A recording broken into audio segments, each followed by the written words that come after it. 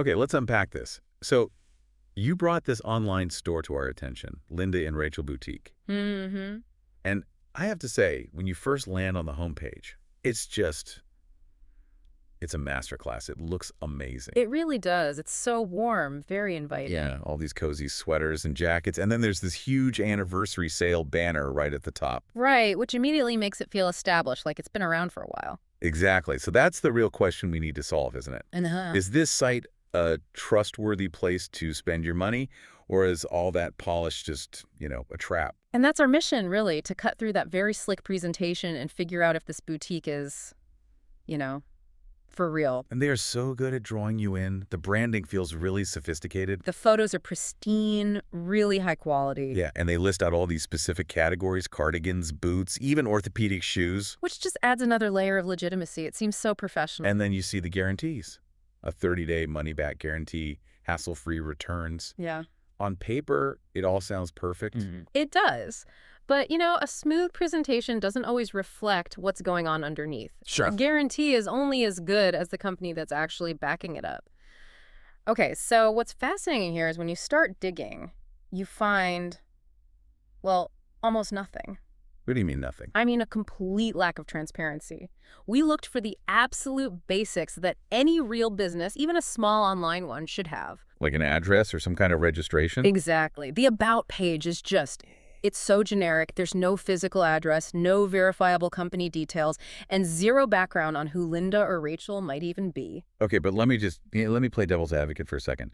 Couldn't they just be new? I mean, every store starts with 0 reviews, right? Yeah. Are we penalizing them for being new? That's a fair question, but I think the calculation changes when a site looks this established while also running a massive anniversary sale. Oh.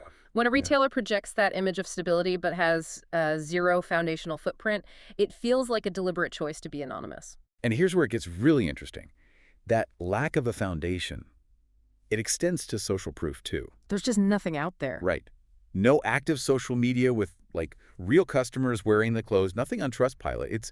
It's an information vacuum. It is. And then you get to the product images, and that's another huge pattern recognition flag for us. Okay, explain that for our listener. What's wrong with the images? Well, many of them seem to be pulled straight from these big, popular international wholesale catalogs. And why is finding wholesale images a red flag for someone just trying to buy a sweater? Because it strongly suggests you're dealing with a reseller, not an actual boutique that designs or curates its own stock. Okay. And that often means really long shipping times. We're talking weeks, not days. It can also mean inconsistent sizing and product quality that, frankly, doesn't match that beautiful stock photo. So let's pull all this together for you. The big question: should you trust Linda and Rachel Boutique?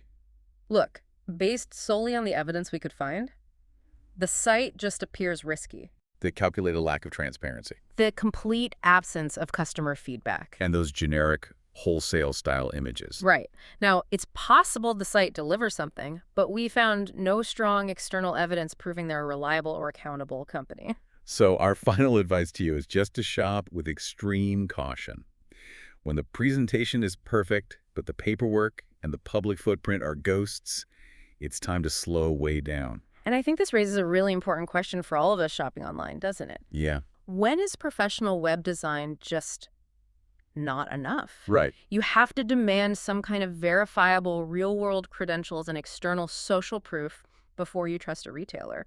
And if you do decide to risk it, maybe just limit your exposure to one low-cost item and always use a credit card. The chargeback protection is often so much stronger for this kind of thing. That's solid advice. Thanks for breaking this all down.